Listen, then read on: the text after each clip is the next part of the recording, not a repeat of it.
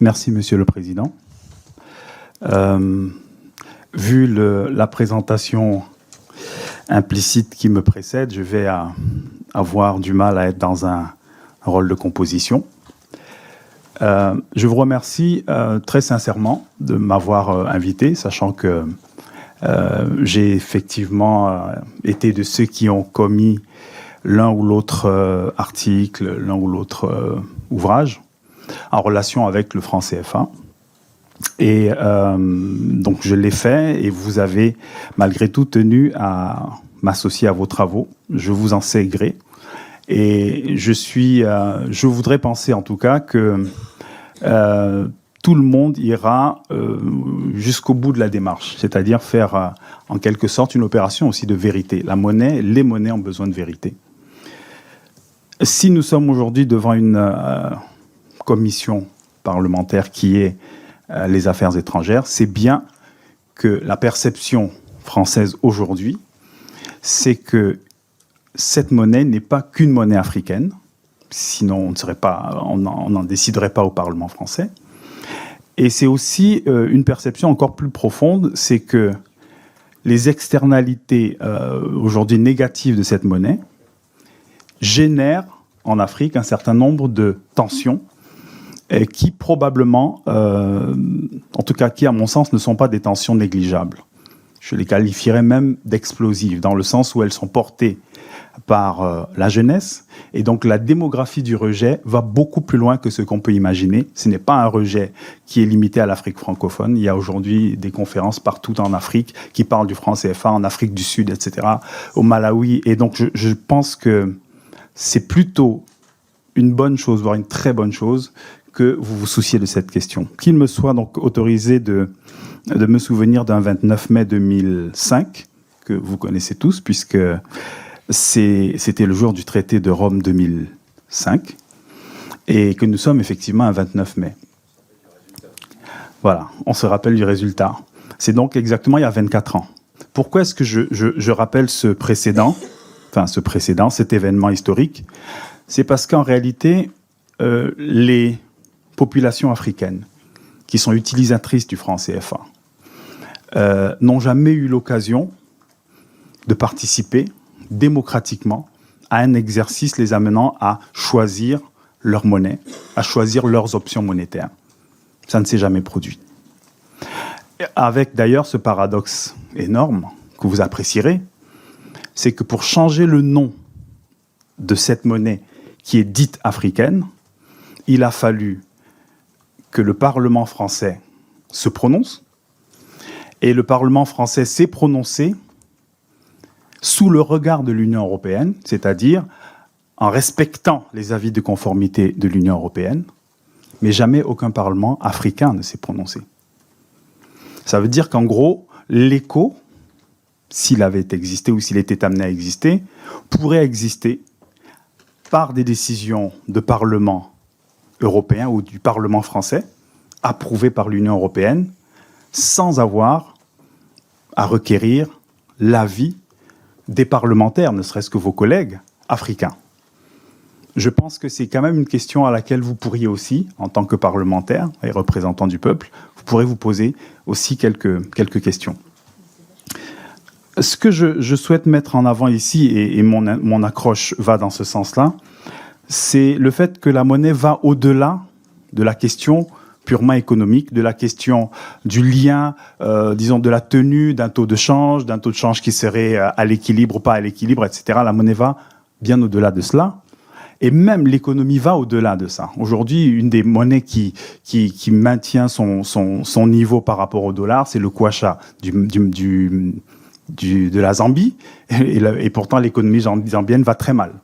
Mais leur monnaie réussit à se maintenir à un niveau élevé parce qu'ils ont suffisamment de réserves pour maintenir leur monnaie à un haut niveau. Mais ça ne veut pas dire grand-chose sur la vitalité de leur économie actuellement. C'est pour ça qu'il faudrait, à mon sens, je suis plus pour une approche plus institutionnaliste, plus multifactorielle de la monnaie.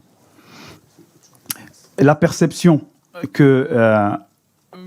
qui apparaît à nombre d'Africains sur la question du franc CFA, elle est effectivement historique. Mais il ne s'agit pas d'un péché originel.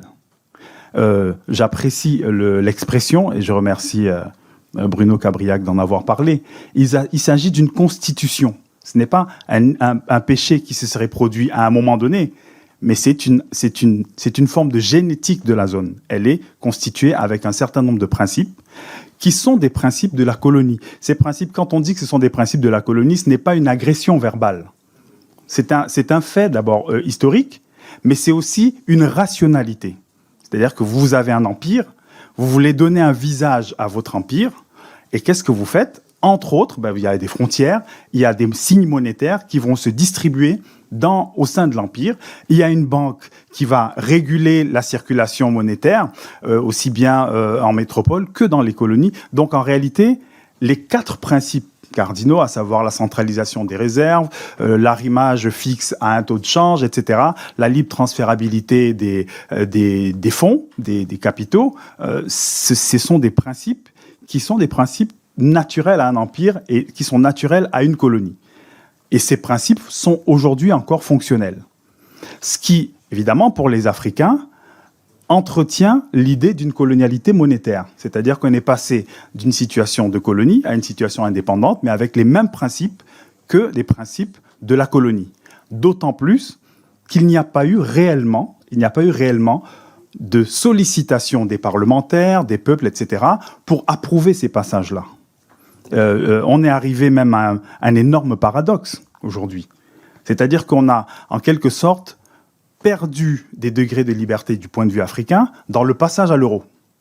Si vous lisez la décision du Conseil du 23 novembre 1998, que je recommande toujours, dans cette décision, l'Union européenne dit clairement à la France, je suis d'accord avec les unions monétaires que vous garantissez, entre guillemets, mais à une condition.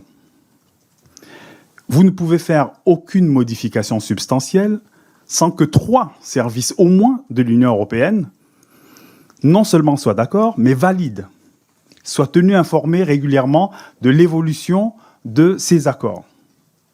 Donc les Africains passent d'une situation où ils avaient ce qu'on appelle une tutelle monétaire vis-à-vis de la France à une double tutelle, puisque désormais l'Union européenne peut, si elle le souhaite, intervenir sur cet accord en estimant que pour X, Y raison, il ne convient pas aux politiques européennes. Même si c'est hypothétique, c'est quand même statutaire.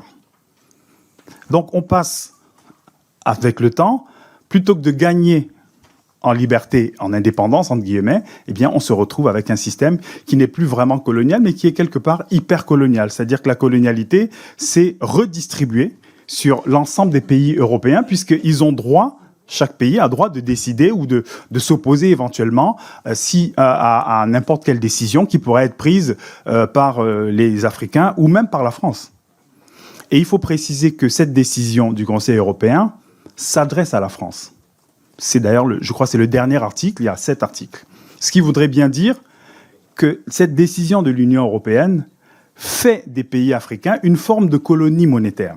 Parce qu'en fait, dire qu'ils ne peuvent pas, en gros, bouger le taux de change, ils ne peuvent pas décider, par exemple, d'intégrer un autre pays de la zone sans avoir l'avis, d'abord, l'accord de la France, et que la France remonte cet accord au niveau de l'Union européenne, explicitement au niveau de la Banque centrale européenne, au niveau du comité monétaire et financier, au niveau de la Commission.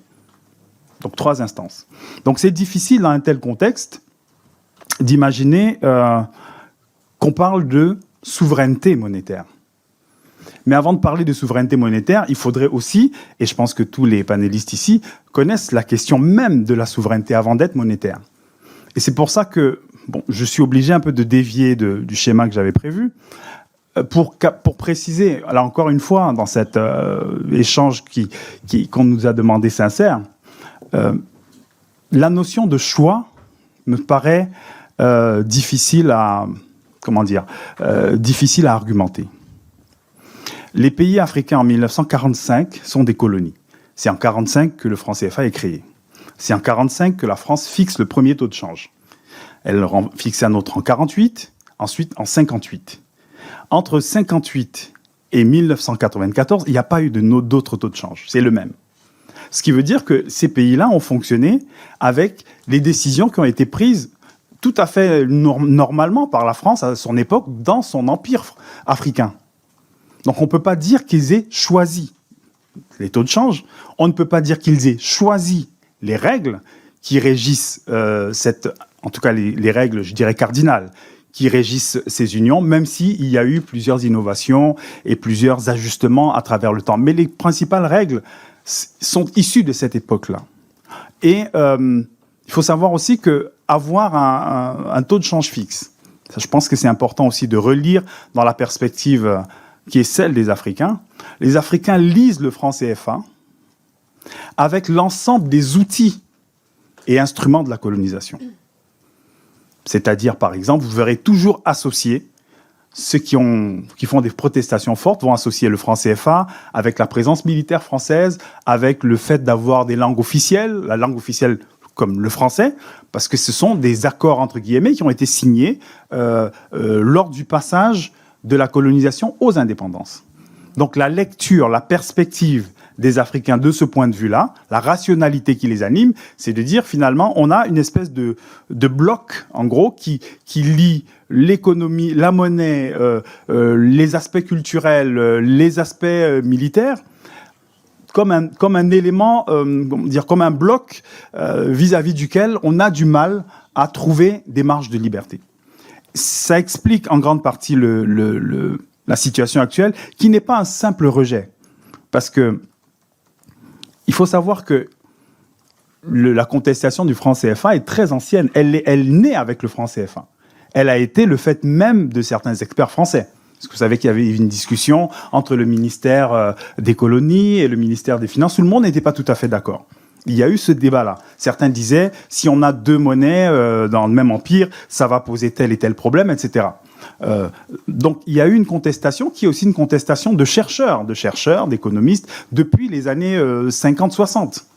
Donc ce serait dommage de présenter ça essentiellement comme une espèce de simples protestations. Est-ce que vous pouvez conclure? Je comprends très bien ce que vous dites et c'est passionnant. Mais oui, effectivement, je suis à ma 12e minute. Je vous remercie.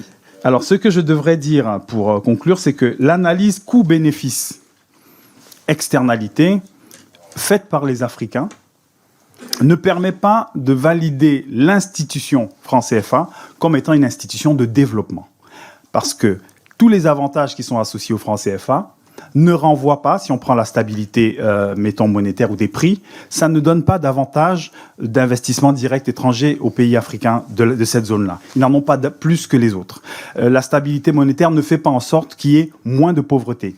Et les travaux, y compris de M. Cabriac ou du Ferdi, reconnaissent qu'on ne peut pas associer le franc CFA à quelque chose qui aille dans le sens de plus de croissance ou plus de développement économique. Donc, il me semble qu'il faudrait plutôt penser et admettre que les Africains, aujourd'hui, sont engagés vers d'autres schémas. Leur schéma, c'est d'abord l'intégration africaine comme paradigme, avec des outils comme la zone de libre-échange, l'intégration régionale, etc., etc. La multilatéralisation et la bipolarisation du monde. Aujourd'hui, il y a plusieurs pays qui souhaitent adhérer au BRICS+, par exemple, et que ces nouveaux chemins ne sont pas nécessairement congruents avec le franc CFA. Par contre, et je termine là, Monsieur le Président, si vous permettez, il faudrait également, à mon sens, dire que les 3 pays du Maghreb ont quitté le franc CFA à l'indépendance. À leur indépendance, l'Algérie, la Tunisie, le Maroc. Okay, ils ont opté pour leur monnaie. Aujourd'hui, ce sont les premiers partenaires économiques de la France. Et ce sont des pays qui se comportent très bien du point de vue économique. La monnaie tunisienne est une monnaie qui résiste très bien, qui est un change flexible, mais qui résiste très bien à la situation actuelle, qui a un niveau, une cotation vis-à-vis du dollar qui reste très stable. Donc le fait de sortir de la zone franc, ou je ne sais pas comment on peut l'appeler, n'implique pas que les pays n'auront pas eu de relations avec la France. Au contraire, la France s'entend même très très bien avec des pays qui sont sortis de la zone franc, et ses meilleures relations économiques, elle les a avec des pays qui ne sont pas de la zone franc, comme l'Afrique du Sud ou comme le Nigeria, etc. Je vous remercie. Je vous remercie. Désolé d'avoir été long. Non, pas du tout, vous n'avez pas de vous désoler, c'était au contraire très passionnant. Donc je crois que nous avons, grâce à vous trois, nous avons appris beaucoup de choses. D'abord, pour préciser ce que vous venez de dire, c'est clair que l'asymétrie historique et politique entre la France et les États membres de cette zone pèse très très lourd. Mais je crois, et vous avez tout à fait raison de souligner que là où des choix différents ont été faits, ça ne met pas en cause la qualité, parfois d'ailleurs imparfaite, des relations entre des pays qui sont monétairement indépendants et la France. Donc là, je crois qu'il faut vraiment dissocier ça, et je pense qu'un pays comme la France est tout à fait ouvert sur cette question et ne lie pas du tout l'intensité des liens à créer avec les États africains au maintien de ce système, même si nous y voyons les uns et les autres un certain nombre d'avantages. La deuxième chose, je crois que vous avez posé tous deux problèmes économiques quand même très importants, qui sont un peu différents, qui sont les mêmes problèmes qui se posent à l'euro, c'est-à-dire le problème de l'arrimage. Est-ce qu'il est logique d'arrimer les monnaies africaines à une entité qui est l'euro, en réalité, qui est fondée, dont l'évolution est fondée sur d'autres espaces économiques, et donc là, il y a certainement une réflexion à faire, de même qu'on se pose la question pour le franc par rapport à la zone européenne. Troisièmement, enfin toujours sur le plan économique, est-ce qu'il y a un inconvénient à avoir un niveau élevé de valeur? Ça, c'est le problème que nous nous posons aussi, nous, Français, dans la zone euro. Est-ce qu'on a une monnaie surévaluée pour nos échanges ou pas? C'est différent. Hein. Le premier problème, c'est un problème d'arrimage. Le second, c'est un problème de fixité, en fait, d'arrimage à une zone qui ne convient pas. Et la quatrième chose, et c'est un peu vers ça que convergeaient certaines réflexions finales de notre dernier intervenant, quelle est la part de l'intégration à la zone euro et la part de la mutualisation à l'intérieur des zones, des deux zones, enfin des trois zones, mais enfin surtout la zone d'Afrique de l'Ouest et d'Afrique centrale, les effets de mutualisation, notamment en matière de mutualisation des réserves. Est-ce qu'on peut imaginer que ça fonctionnerait sans la France? C'est pas évident, mais ça pose quand même un problème intéressant. Est-ce que le problème n'est pas il y a monnaie nationale, monnaie régionale et monnaie dans la zone. Et ces trois niveaux, est-ce qu'ils peuvent être distingués? Voilà, je n'en dis pas plus. Je voulais simplement formaliser certaines des interrogations qui me paraissaient ressortir de cette excellente intervention inaugurale dont vous avez bien voulu nous gratifier.